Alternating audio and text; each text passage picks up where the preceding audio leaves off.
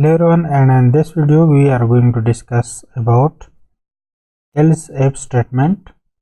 So here we will put a new condition here. So for example, else if $a double is equal to 4. So what we will do, echo $a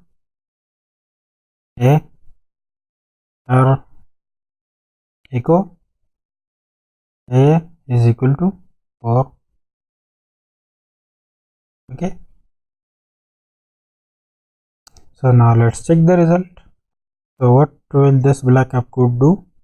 If a is equal to 3, so this backup code will be executed and we will see a is equal to 3. If a is not is equal to 3, so what will we do?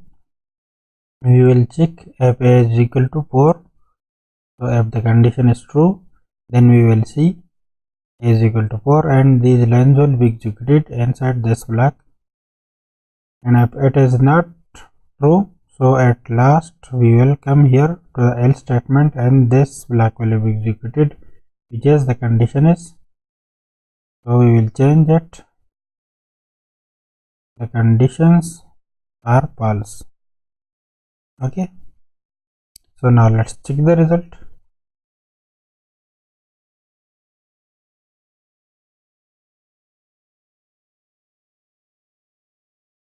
And as a is equal to 3, so you can see this condition is true.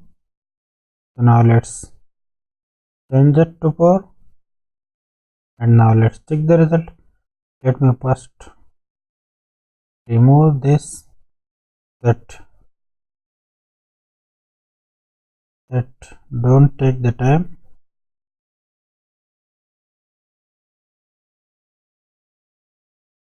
So now you can see a is equal to 4 and now if we change it to 5, so there is no other condition, so it will come here and this backup code will be executed. So let's refresh the page and now you can see the condition are false. Okay, so that's it for this video now. Okay, bye, thanks and see you in the next video.